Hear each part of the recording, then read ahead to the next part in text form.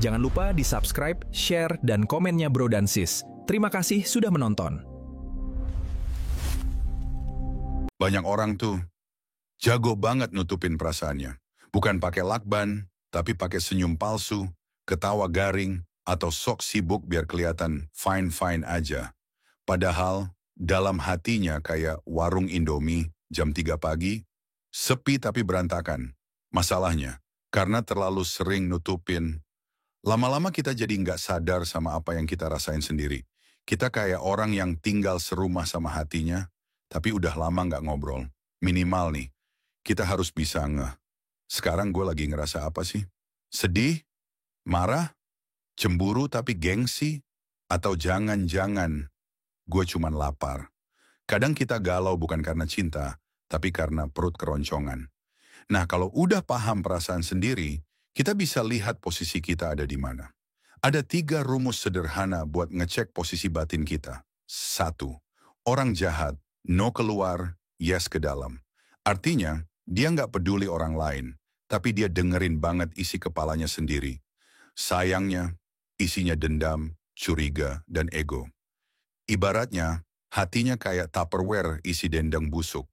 Ditutup rapet-rapet, tapi baunya kemana-mana 2. Orang baik, yes keluar, no ke dalam. Dia baik sama semua orang, ramah, dermawan, suka nolong. Tapi sering lupa sama diri sendiri. Capek tapi bilang, nggak apa-apa. Kesel tapi bilang, aku ikhlas kok. Padahal hatinya udah kayak tong air penuh, nunggu luber. Dia pikir dia baik, tapi ternyata dia nggak jujur sama dirinya sendiri. Hati-hati, terlalu sering kayak gini bisa meledak. Kayak balon ditiup terus padahal udah keringetan 3. Orang sadar, yes keluar, yes ke dalam. Ini dia, orang yang udah berdamai sama diri sendiri dan juga peduli sama sekitar.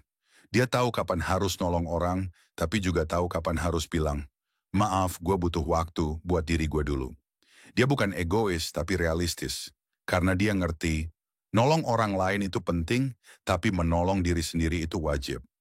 Nah, filosofi ini sebenarnya udah pernah dibocorin sama Rupert Spira. You are the happiness you seek. Kamu adalah kebahagiaan yang kamu cari selama ini. Gokil kan? Jadi selama ini kita keliling dunia cari bahagia, padahal yang kita cari udah nongkrong di hati kita sendiri dari dulu. Contohnya kayak waktu kita kecil, waktu TK ngelihat kakak kelas SD, kita pengen cepet-cepet SD. Waktu SD, pengen buru-buru SMP. SMP, pengen jadi anak SMA yang katanya bebas. SMA, pengen kuliah. Kuliah, pengen kerja. Kerja, pengen resign abis resign. Pengen balik ke masa kecil. Dan tiba-tiba kita mikir, lah, kok enakan waktu kecil ya? Main hujan, tidur siang, nggak mikirin tagihan listrik, nggak perlu takut dibalas oke doang di chat. Kita sadar, ternyata bahagia itu bukan soal nanti, tapi soal cara kita hadir sepenuhnya sekarang. Kesimpulan, berhenti cari bahagia di luar, kalau di dalam aja belum pernah kamu sapa. Jangan terus jadi orang baik yang lupa dengerin dirinya. Dan jangan juga jadi orang jahat yang cuma dengerin isi kepalanya doang. Jadilah orang sadar.